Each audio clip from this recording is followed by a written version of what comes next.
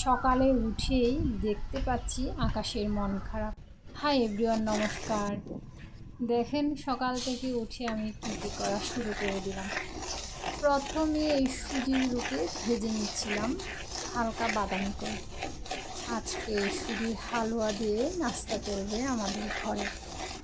তো দেখেন এটা করতে একটু সময় লেগেছে, কারণ অল্প আছে করতে হয়, না হয় লেগে যায়। তো ধীরে ধীরে করছিলাম, এর ফাঁকে একটু কাপড়ও ভিজিয়ে দিয়েছিলাম, আকাশের অবস্থা খারাপ। তারপর চুলায় ওই একটা আমাদের মান্দাতা আমলের কড়াই ছিল, ওইটা বসিয়ে দিয়ে ওখানে তেল দিলাম, আর ওই ভেজে রাখা সুজিগুলো তেলের মধ্যে আবারও ভেজে নিচ্ছি। ঘি দিয়ে করলে মজা হয়, তবে আমার ঘি দিয়ে তেমন একটা ভালো লাগে না। এরপরে দিয়ে দিচ্ছি এই যে লবণ। তারপর এগুলো আরও কিছুক্ষণ ভাজবো। তারপরে আমি কিন্তু ওখানে পর্যাপ্ত পরিমাণ পানি দিয়ে দেব, কারণ সুজিটাকে তো ফুটতে হবে, ফুটে অনেকগুলো হবে। দেখেন অনেকগুলো পানি দিয়ে দিয়েছি, মনে করিয়েন না আবার পানি দিয়ে এরকম রান্না করে ফেলবো, না, একটু শুকিয়ে নেব।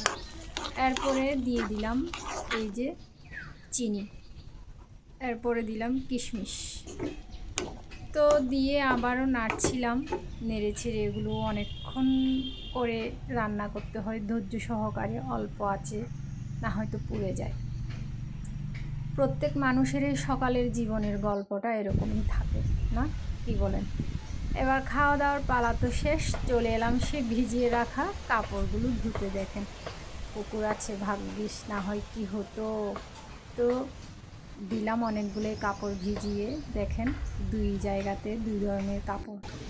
আবার এদিকে চিন্তা করছিলাম আকাশের অবস্থাও খুব খারাপ, গর্জন হচ্ছে আকাশে, শুকোবে না। তারপরেও ধুয়ে দিলাম, কি আর করবো। দেখেন ধুচ্ছি আর ভাবছি এগুলোকে ধুয়ে দিয়ে কোনো ভুল করলাম, জানি না, ভুল শুদ্ধ করার পরে তো আর এসব ভাবা চলে না, না, কাজ করার আগে ভেবে চিন্তে করাটা উচিত।